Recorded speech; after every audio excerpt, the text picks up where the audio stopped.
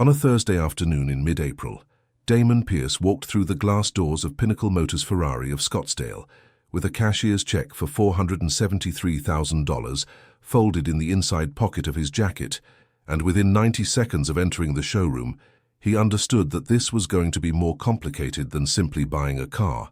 The realization came not from anything dramatic or overtly hostile, but from the small telling details that a man who had spent 41 years navigating the world as a black person in America had learned to read like a second language. The way the salesman near the entrance glanced at him and then looked away, the way the receptionist's smile tightened almost imperceptibly when he approached her desk, the way the showroom with its gleaming Ferraris positioned like sculptures under spotlights suddenly felt less like a place of welcome and more like a space he was being tolerated in, provisionally, until someone decided he did not belong.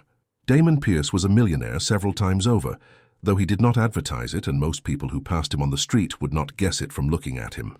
He was 6 feet tall, lean with close-cropped hair that was starting to show grey at the temples, and a face that his wife Simone said made him look like he was always thinking 3 steps ahead.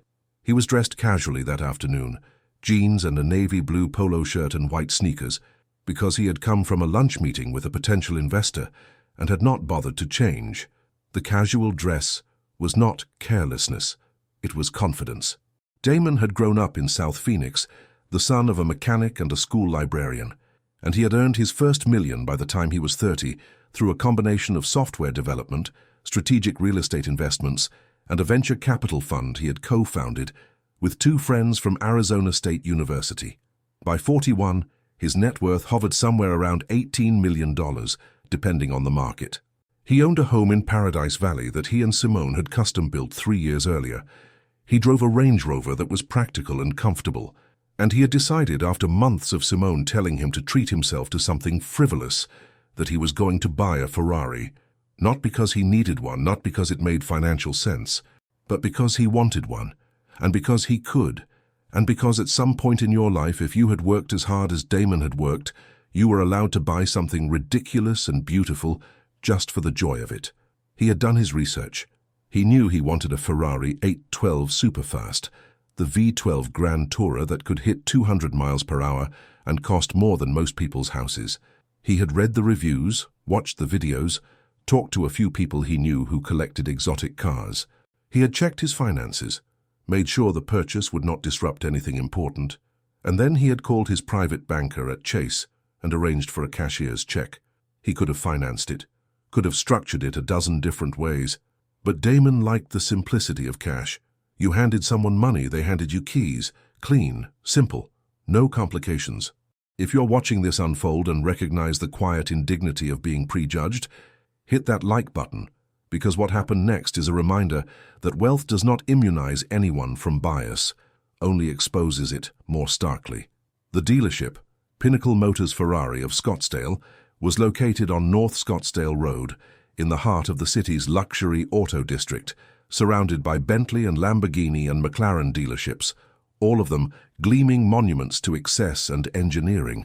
Damon had chosen Pinnacle because it had good reviews and because it was close to his office in Old Town.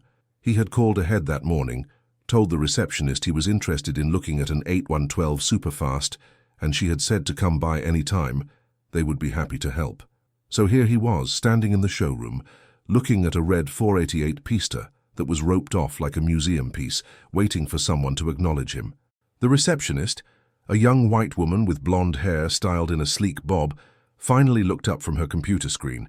Her name tag said, Madison. She smiled, but it was the kind of smile that did not reach her eyes.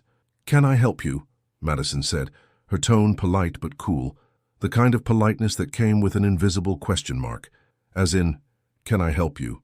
Or are you lost? Or are you here to see someone who actually works here? "I called earlier about the 812 Superfast," Damon said, keeping his voice even and friendly. "I would like to see it if you have one available." Madison blinked. "The 812? Okay. Let me see who is available to help you." She picked up the phone on her desk and pressed a button. "Greg, I have someone here asking about the 812. A pause. "Okay." She hung up and looked back at Damon. "Someone will be with you in just a moment. You can have a seat if you like." She gestured toward a waiting area with leather chairs, and a glass coffee table covered in glossy brochures for cars that cost more than most people earned in a decade. Damon did not sit. He walked slowly around the showroom, looking at the cars. There were 5 vehicles on the floor: the red 488 Pista, a yellow F8 Tributo, a white Roma, a black Portofino, and in the back corner, under a dedicated spotlight, a deep blue 812 Superfast. That was the one. Damon walked toward it, his footsteps echoing on the polished concrete floor. The car was stunning, all aggressive lines and sculpted curves, the kind of machine that looked fast, even when it was standing still. He stopped a few feet away from it, hands in his pockets, just looking. A voice behind him said, "That is a beauty, is not it?" Damon turned. The man who had spoken was in his early 30s, white, with sandy blonde hair gelled back and a smile that showed too many teeth.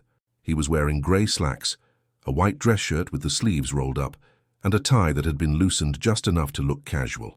His name tag said, Greg Matheson, sales consultant. Greg extended a hand, and Damon shook it. "Greg Matheson, welcome to Pinnacle Motors. You're interested in the 812? "I am," Damon said. "Damon Pierce. Great, great. Beautiful car, absolute beast. Have you driven a Ferrari before?" "No. This would be my first." Greg's smile widened in a way that made Damon's instincts prickle. "Well, the 812 is definitely a big step up. It is a serious piece of machinery. V12, 790 horsepower, top speed over 200 miles per hour. Not exactly a beginner car, if you know what I mean." Damon knew exactly what he meant. The subtext was clear. "Are you sure you can handle this? Are you sure you belong here?" Damon kept his expression neutral. "I have been doing my research," Damon said. "I know what I'm looking for." "Awesome, awesome. So just to get a sense of where you are in the process, are you exploring options, or are you seriously looking to purchase in the near term?" It was a reasonable question, the kind of question any salesperson would ask. But the way Greg said it, the slight emphasis on seriously, the tone that implied skepticism, made it feel like something else. Damon met Greg's eyes. "I am ready to purchase today, if the numbers work." Greg's smile did not falter, but something shifted in his eyes. "Today? Okay, well, let me be straight with you. The 812 is one of our premium models. The MSRP on this particular unit is $468,000, and with the options and dealer markup, we are looking at closer to $525,000 out the door. That is before taxes and fees, so we are talking about a significant investment." "I understand." Right. "And obviously for a purchase like this, we would need to go through financing, run credit, get all the paperwork in order. The process usually takes a few days, sometimes a week, depending on the bank. So even if you are ready to move forward, it is not something we can really close today." Damon nodded slowly. "What if I told you I do not need financing?" Greg's expression froze for a fraction of a second. Then he laughed. Not a mean laugh exactly, but not a friendly one either. It was the kind of laugh that said, "Sure, buddy, and I am the King of England." "Well, that would certainly speed things up," Greg said, still smiling. "But I mean, we are talking about $500,000 here. Most people do not just walk around with that kind of cash. I'm not most people." Greg's laugh faded, replaced by a look that was harder to read. Skepticism, maybe. Annoyance. He glanced over Damon's shoulder, and Damon turned to see what he was looking at. Another salesman, older, white, with silver hair and a more expensive-looking suit, was standing near the front desk, talking to Madison. Greg caught his eye, and the older man raised his eyebrows in a silent question. Greg gave a tiny shake of his head, a gesture so small Damon almost missed it, but he did not miss it, and he understood what it meant. Greg was signaling to his colleague, "This guy is not serious. Do not bother."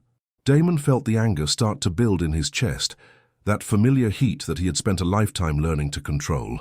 He took a breath and turned back to Greg. "So can I sit in it?" Damon asked. "The 812. Greg hesitated. Yeah, we can do that. Let me just grab the keys. Give me 1 second." Greg walked away toward the back office, and Damon stood alone next to the car, looking at his reflection in the polished blue paint. He thought about leaving. He thought about walking out the door, getting in his Range Rover and driving to a different dealership, one where he would not have to deal with this. But he did not leave, because leaving felt like letting them win. Leaving felt like accepting the premise that he did not belong here, that he was not a serious buyer, that his money was not as good as someone else's.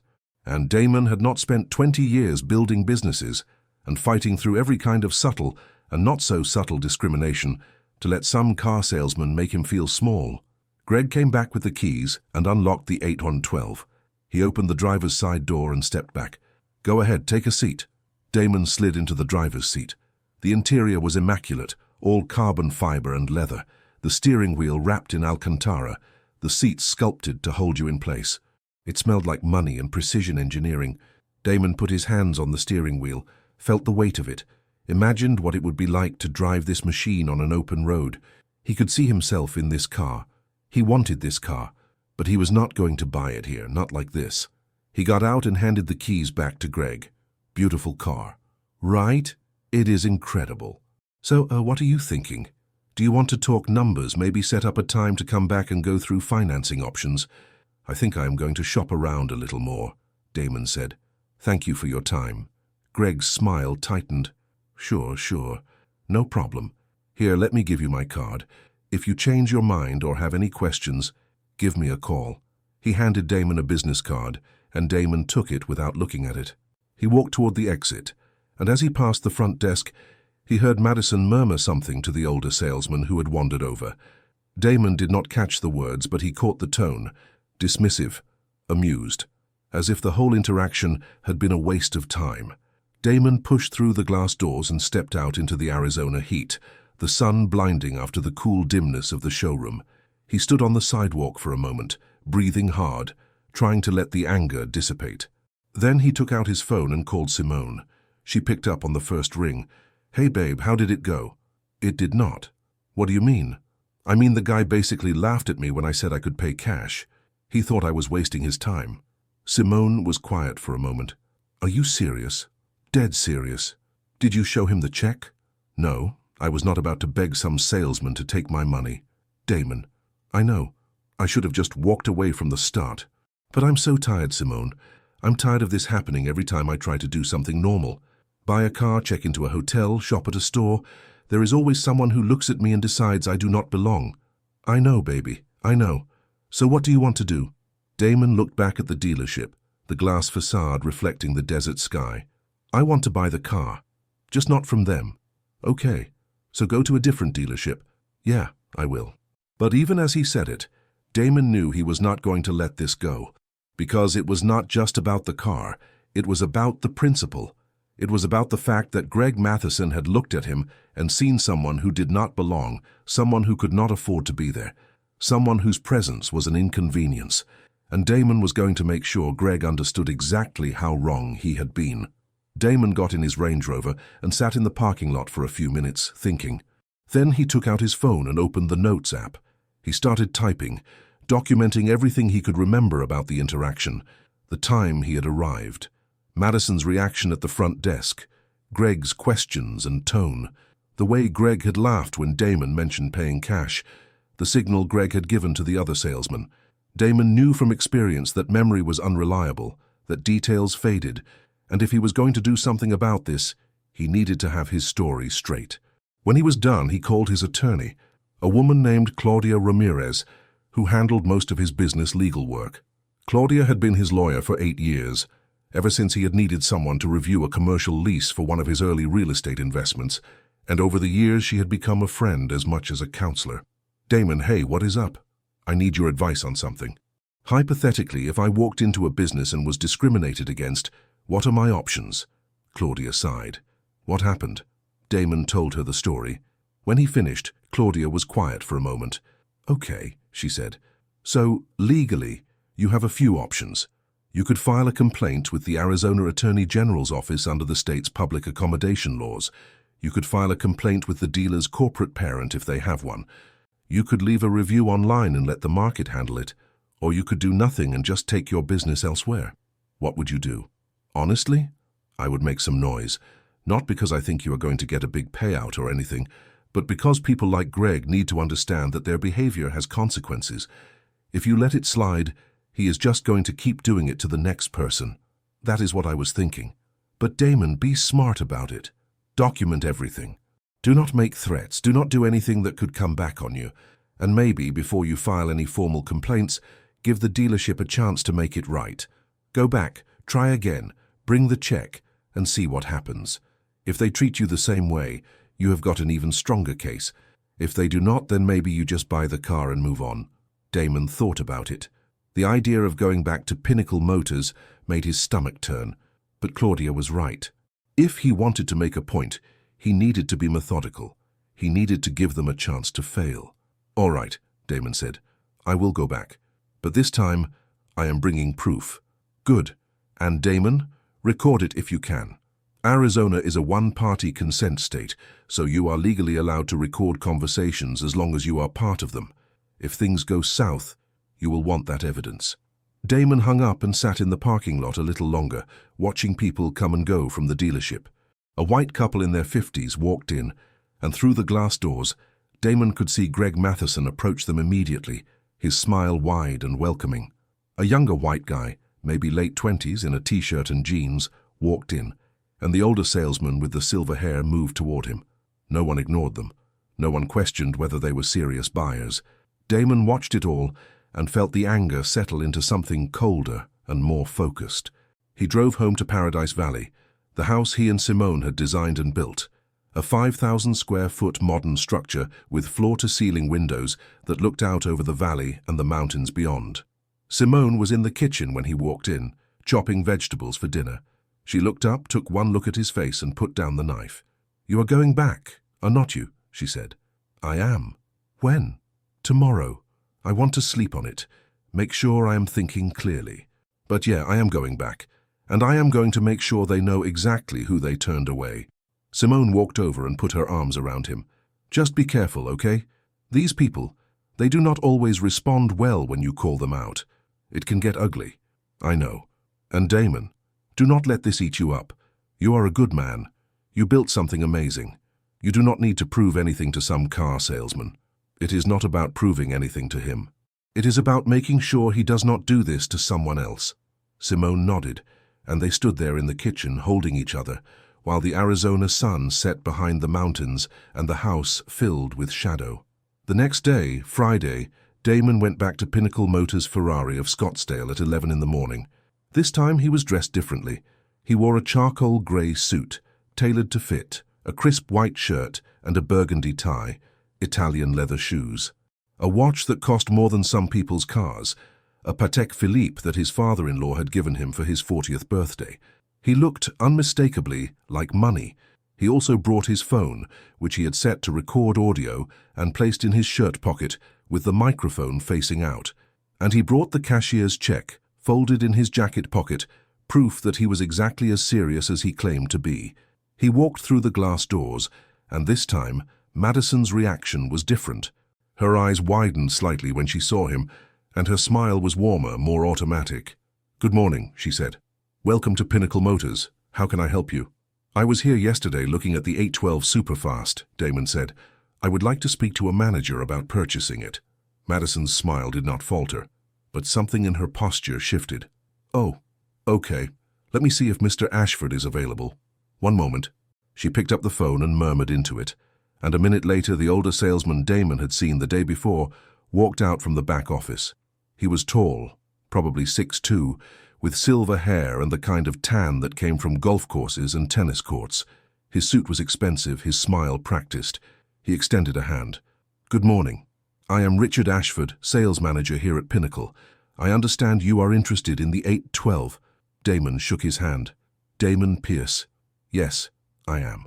I was here yesterday, actually, and I spoke with one of your salesmen, Greg Matheson, but I wanted to come back and talk specifics." Richard nodded. "Great, great. Well, you are in luck.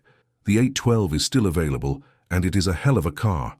Why do not we step into my office and we can go over the details?"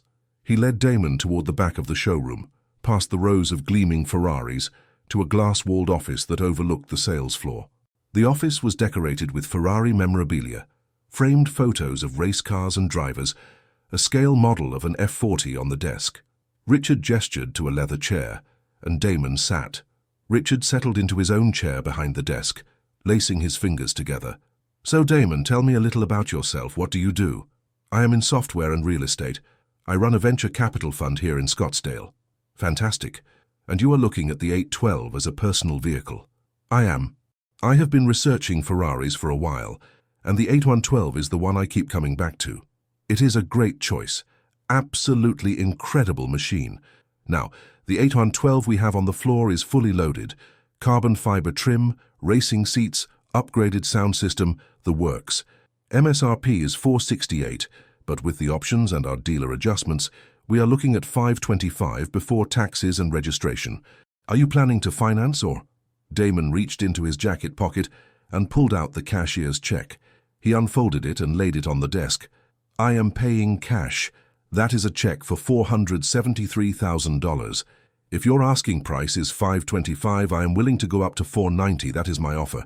Richard stared at the check. For a moment, he did not say anything. Then he looked up at Damon, and his expression had changed. The practiced smile was gone, replaced by something sharper, more calculating.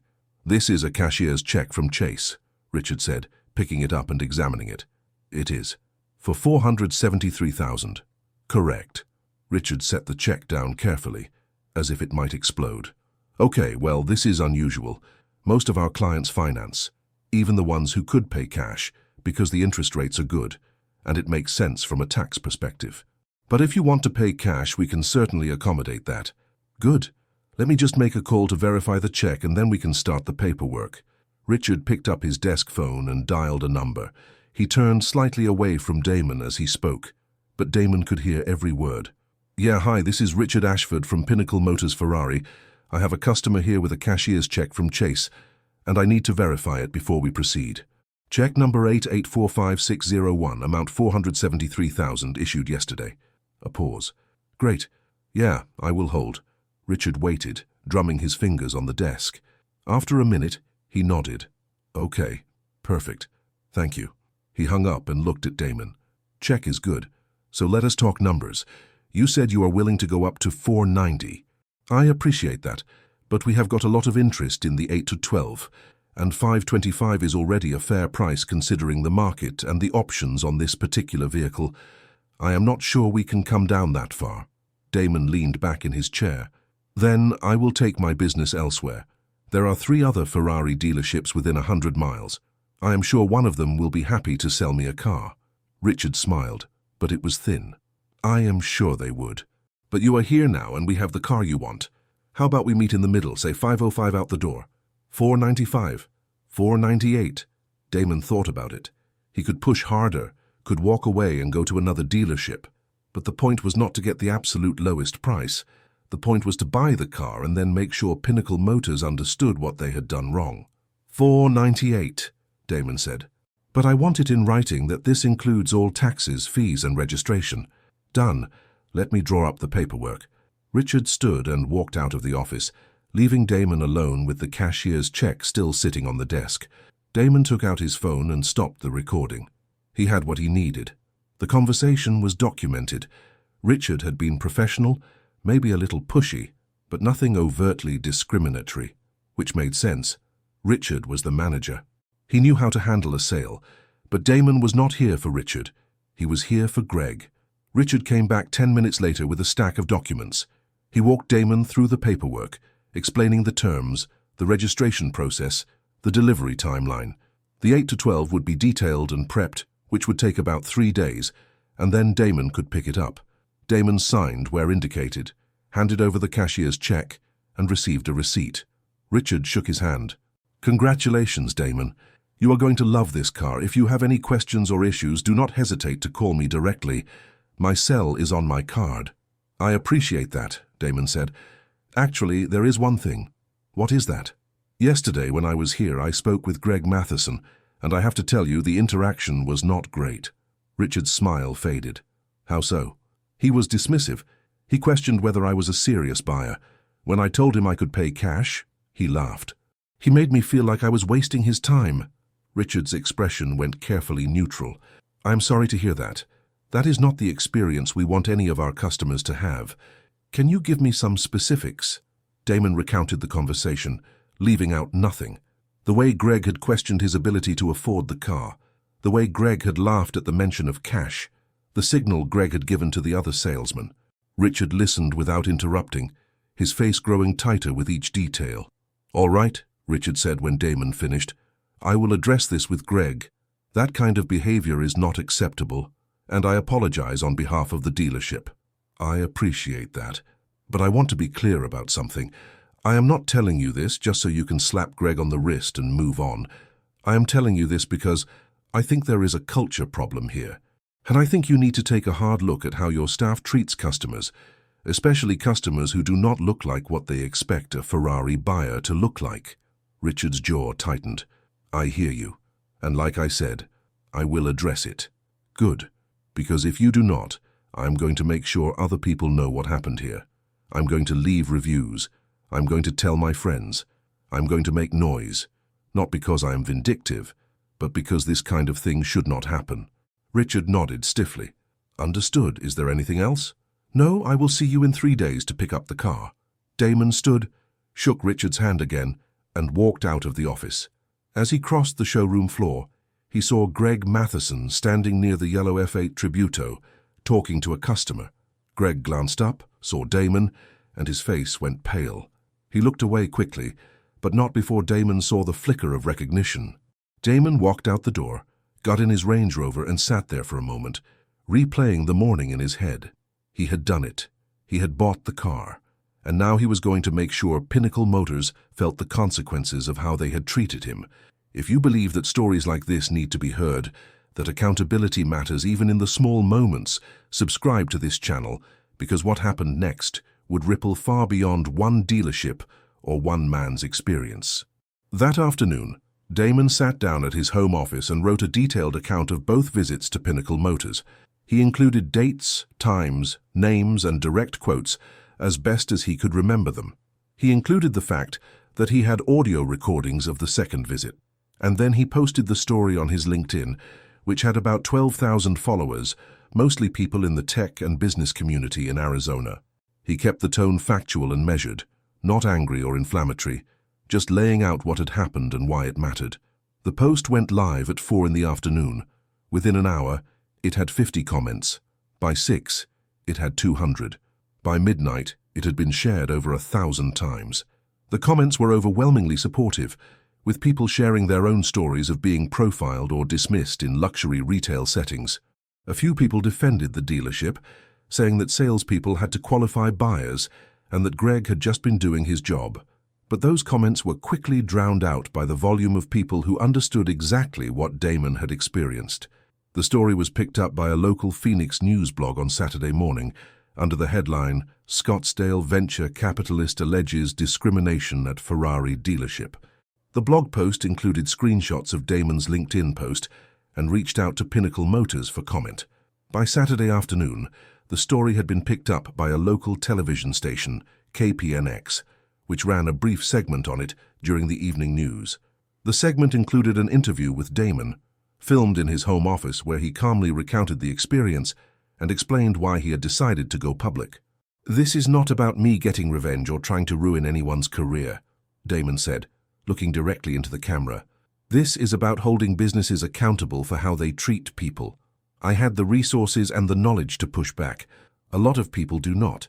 And if I can use my platform to make sure this does not happen to someone else, then that is what I am going to do." The segment also included a statement from Pinnacle Motors, read by the anchor. "Pinnacle Motors Ferrari of Scottsdale is committed to providing exceptional service to all customers. We take allegations of discrimination seriously and are conducting an internal review of the incident described by Mr. Pierce. We have reached out to Mr. Pierce directly to discuss his concerns and to ensure that any issues are addressed appropriately." But the statement felt hollow, and the damage was done. By Sunday, the story had spread to regional and national automotive forums, to Reddit, to Twitter. People who had never heard of Damon Pierce or Pinnacle Motors were suddenly weighing in, sharing their own stories of being profiled in luxury stores and dealerships. The hashtag Black in Luxury Retail started trending, and Damon's story became one of dozens being shared. Some of the stories were worse than his, some were less overt. But all of them pointed to the same underlying problem: the assumption that black people did not belong in certain spaces, did not have the money or the status or the right to be treated with respect. Damon watched it all unfold, with a mix of satisfaction and discomfort. He had not expected the story to blow up the way it had. He had not expected to become a spokesperson for a movement he had not asked to be part of. But he also understood that this was bigger than him.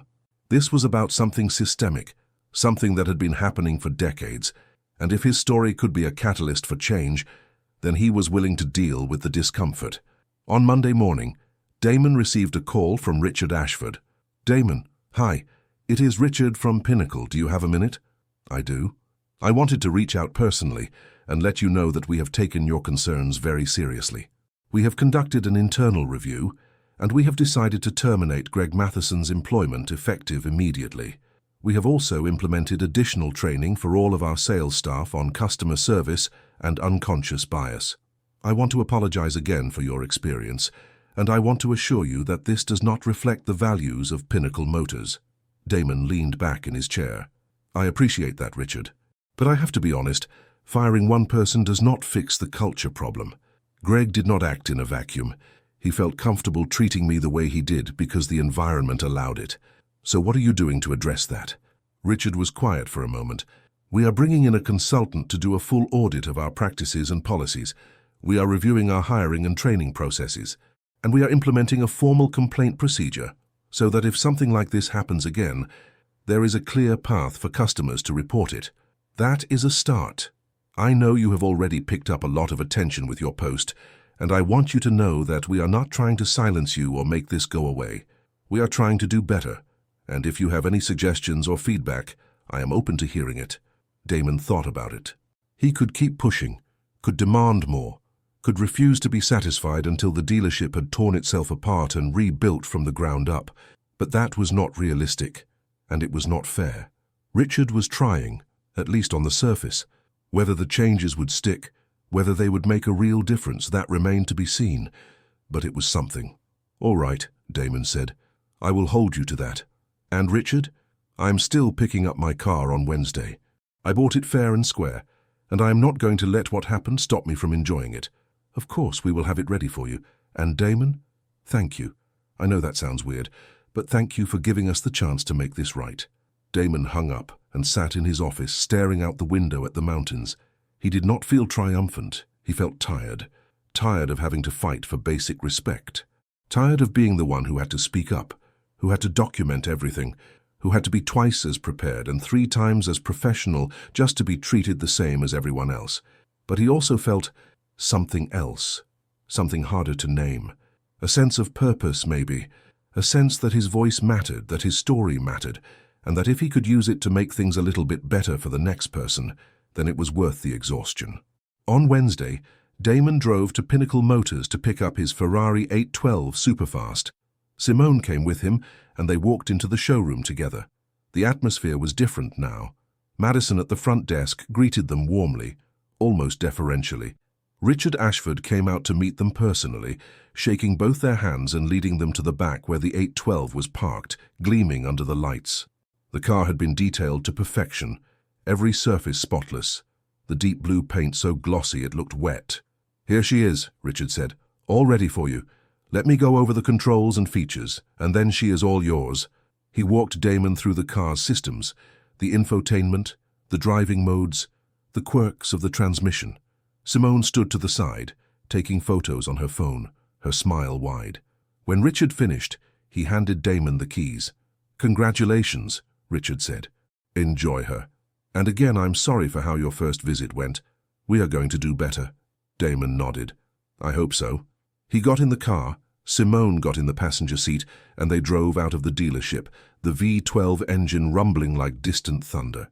Damon merged onto Scottsdale Road, the car responding to every input with precision and power, and for the first time in a week, he allowed himself to smile. Not because he had won some victory, but because he was driving a car he loved with his wife beside him, and because in that moment, nothing else mattered. But the story did not end there. Over the next few weeks, the fallout from Damon's post continued. Pinnacle Motors' parent company, a large luxury auto group based in California, announced that they were conducting a company-wide review of customer service practices at all their dealerships. Ferrari North America, the US. Distributor, issued a statement condemning discrimination and reaffirming their commitment to diversity and inclusion. And Greg Matheson, the salesman who had laughed at Damon, found himself unemployable in the luxury auto industry, his name now associated with the kind of behavior that dealerships were desperate to avoid. Damon did not feel good about that. He did not take pleasure in the fact that Greg had lost his job, even though Greg had brought it on himself, because Damon understood that people were complicated, that they made mistakes, and that sometimes those mistakes had consequences that were bigger than the original offense. But he also understood that consequences were necessary, that accountability was necessary, and that if Greg was going to learn anything from this, it was going to be because he had felt the weight of his actions. A month after picking up the 812, Damon was invited to speak on a panel at a business conference in Phoenix. The topic was navigating bias in business, and the panel included a mix of entrepreneurs, executives, and academics, all of them people of color who had dealt with discrimination in various forms. Damon almost declined the invitation. He did not want to become the guy who was only known for being discriminated against, the guy whose whole identity was wrapped up in that one story. But Simone convinced him to do it, arguing that his perspective was valuable and that people needed to hear from someone who had been through it and come out the other side. The panel was held in a hotel ballroom, and there were maybe 300 people in the audience, a mix of business owners, students, and community leaders. Damon sat on the stage with the other panelists, listening to their stories, their strategies for dealing with bias, their advice for the next generation. When it was his turn to speak, he told the Ferrari story, but he also talked about the broader pattern, the accumulation of small indignities and large obstacles that people of color faced in business. He talked about the fact that wealth did not insulate you from racism, it just changed the form it took. And he talked about the importance of documentation, of knowing your rights, of being prepared to push back. The thing people do not always understand, Damon said, looking out at the audience, is that when you are a person of color in a space that was not designed for you, you are always working harder. You are always proving yourself. You are always anticipating the next moment when someone is going to question whether you belong. And that is exhausting, but it is also reality. So my advice is this: document everything. Know your rights. Build a network of people who have your back. And do not be afraid to make noise when something is not right, because the only way things change is if we force them to change. The audience applauded, and after the panel, Damon was approached by dozens of people who wanted to thank him, to share their own stories, to ask for advice. He stood in the hallway outside the ballroom for over an hour, shaking hands and exchanging contact information, and by the time he left, he felt a strange mix of exhaustion and exhilaration. This was not what he had signed up for when he decided to buy a Ferrari, but it was where he had ended up, and he was going to make the most of it.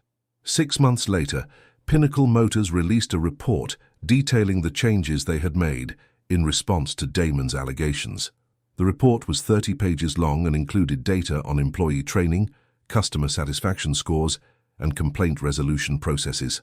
It was the kind of corporate document that was designed to check boxes and satisfy regulators, but buried in the data were some genuine improvements. Customer complaints related to discriminatory treatment had dropped by 40% across all their dealerships.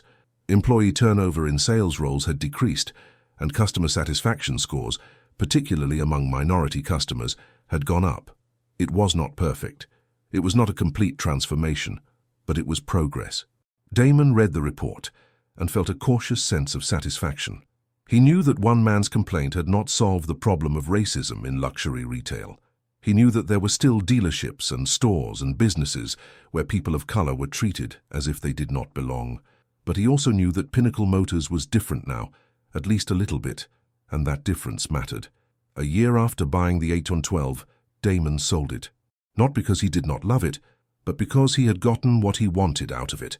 He had driven it on long weekend trips through the Arizona desert, had felt the thrill of that V12 engine, had enjoyed the looks and the comments and the sheer ridiculousness of owning a car that cost $500,000, but he had also realized that the car was not really the point. The point was the principle. The point was that he had walked into a dealership as a black man and been dismissed, and he had refused to accept it. He had bought the car, he had made noise, and he had forced a company to change. That was the victory. The car was just the symbol. He sold the 812 to a collector in Los Angeles and used the money to fund a scholarship program for minority students interested in STEM fields. The program was small, just 10 scholarships a year, but it was something. It was a way of taking the anger and the frustration he had felt that day at Pinnacle Motors and turning it into something constructive. Simone helped him set it up, working with local high schools and community colleges to identify students who had the talent and the drive, but not the resources. And every year at the scholarship ceremony, Damon would tell the story of the Ferrari, not to make himself the hero, but to teach the students a lesson he wished someone had taught him earlier, that the world was not always going to be fair, but that did not mean you stopped fighting. It meant you fought smarter. 3 years after the incident, Damon was back in Scottsdale, having lunch with a friend from grad school, when his phone buzzed with a notification. It was a LinkedIn message from someone named Connor Yates. Damon did not recognize the name, but he opened the message anyway. "Mr. Pierce, you do not know me, but I wanted to reach out and thank you. I was working at a luxury car dealership in Texas, and I saw some things that reminded me of your story with Pinnacle Motors. I reported what I saw to management, and they dismissed it. So I quit, and I filed a complaint with the State Attorney General's office. The investigation is ongoing, but I wanted you to know that your story gave me the courage to speak up. Thank you for being willing to make noise." Damon read the message twice, then forwarded it to Simone with a single word: worth it. Because that was the thing about making noise. You never knew who was listening. You never knew whose life you were going to change, whose courage you were going to inspire, whose fight you were going to make a little bit easier. Damon had walked into a Ferrari dealership 3 years earlier, angry and frustrated, and ready to prove a point. And he had proven it. But more than that, he had started something. A conversation, a movement, a reminder that the people who were dismissed and underestimated were not going to stay silent anymore. 5 years after the incident, Pinnacle Motors Ferrari of Scottsdale was still in business, still selling cars, still making money. Richard Ashford had retired, replaced by a younger manager, a black woman named Jasmine Carter, who had come up through the ranks at Audi and had a reputation for running inclusive, high-performing teams. The dealership had won awards for customer service and diversity. It had become a case study in business schools, an example of how a company could respond to a crisis and come out stronger. And while Damon knew that not all the credit belonged to him, he also knew that his decision to speak up had been the catalyst. His refusal to stay silent had set things in motion. Damon was 46 now, still running his venture capital fund, still investing in startups, still mentoring young entrepreneurs. He drove a Tesla now, practical and efficient, the kind of car that did not attract attention. He had learned that he did not need a Ferrari to prove anything. He had learned that the real power was not in the car or the money or the status symbols, but in the willingness to stand up when something was wrong, to document it, to make noise, and to force the world to pay attention. On a Sunday afternoon in October, Damon was at home with Simone, sitting on the back patio and watching the sun set over the valley. His phone buzzed with another notification, another message from someone thanking him for his story, another person who had been inspired to speak up about their own experiences. Damon smiled, set the phone down, and reached for Simone's hand. "You know what is funny?" Damon said. "I thought the Ferrari was going to be the thing I remembered from all this. I thought that was going to be the story I told people, but it is not. The story is what came after." Simone squeezed his hand. "The story is that you did not let them get away with it." "Yeah, and that matters. I hope so." They sat in silence for a while, watching the light fade, the sky turning from gold to pink to deep purple. And Damon thought about all the people who had been in his position, who had walked into a store or a bank or a dealership and been treated like they did not belong. Some of them had spoken up, some of them had stayed silent, and some of them, like Damon, had done something in between. They had made noise, they had documented the injustice, they had refused to let the moment pass without consequence, and slowly, one conversation at a time, one complaint at a time, one story at a time, they were changing things, not quickly, not easily, but undeniably. If this story resonated with you, if it reminded you of your own experiences or opened your eyes to someone else's struggle, share it with someone close to you, because these conversations are how we build a more accountable world, one person, one decision, one act of courage at a time. 10 years after the incident, Damon was invited back to Pinnacle Motors, not as a customer, but as a guest speaker for a company-wide training event on diversity and inclusion. The invitation came from Jasmine Carter, the dealership's general manager, who had read about Damon's story when she was still at Audi and had used it as a teaching tool in her own training sessions. Damon almost declined. The idea of walking back into that showroom, even after all these years, made him uneasy. But Simone encouraged him to go, and so did his kids, now teenagers who had grown up hearing the story and understood its significance. Damon drove to Scottsdale on a Thursday morning, this time in his Tesla, and parked in the same lot where he had sat 10 years earlier, angry and determined. The dealership looked the same from the outside, the same glass facade, the same gleaming cars in the windows, but inside it was different. The staff was more diverse, the atmosphere was warmer. And when Damon walked through the doors, Jasmine Carter was there to greet him personally, a tall woman in her 40s with a firm handshake and a warm smile. "Mr. Pierce, thank you so much for coming. It is an honor to have you here. Please, call me Damon, and the honor is mine. I have been following what you have been doing here, and I am impressed. We have been trying. Your story was a wake-up call, not just for Pinnacle, but for the whole industry. And I wanted you to come here and see what has changed, and to talk to our team about why it matters." Jasmine led him to a conference room where about 40 employees were gathered, salespeople and managers and support staff, a mix of ages and backgrounds. Damon stood at the front of the room looking at their faces and felt the weight of the moment. He had not told this story in public in years, had tried to move on, to let it be a chapter in his past, rather than the defining moment of his life. But standing here, in the place where it had all started, he understood that the story was not just his. It belonged to everyone who had ever been dismissed, everyone who had ever been underestimated, everyone who had ever walked into a space and been made to feel like they did not belong. 10 years ago, Damon began, I walked into this dealership with a cashier's check for nearly $500,000, ready to buy a car, and I was treated like I did not belong here, not because I did anything wrong, but because of the color of my skin, because the salesman looked at me and made assumptions about who I was and what I could afford, and those assumptions were wrong. He paused, letting the words settle. I could have walked away. I could have taken my business elsewhere and never looked back, but I did not. Because I knew that if I stayed silent, nothing would change. So I bought the car. I documented everything. I made noise, and I forced this company to confront what had happened, and to their credit, they did. They fired the salesman, they changed their policies, they brought in training, they started to take this seriously. He looked around the room. But here is the thing, the work is never done, because bias is not something you fix once and then forget about. It is something you have to be vigilant about every single day. It is something you have to train for, talk about, and hold each other accountable for. And that is why I am here. Not to shame anyone, not to dredge up the past, but to remind you that every customer who walks through that door deserves to be treated with respect. Every single one. No matter what they look like, no matter what they are wearing, no matter what assumptions you might be tempted to make. The room was silent. Damon could see some people nodding, some people looking uncomfortable, some people wiping at their eyes. He finished by talking about the scholarship program he had started, about the students he had met over the years, about the fact that the anger he had felt that day had been transformed into something that was helping the next generation. And when he was done, the room erupted in applause. Afterward, people came up to him, shaking his hand, thanking him, asking questions. A young black salesman, maybe 25, told Damon that his story had inspired him to apply for a job at Pinnacle, that he had felt like the company was serious about change, and that he wanted to be part of it.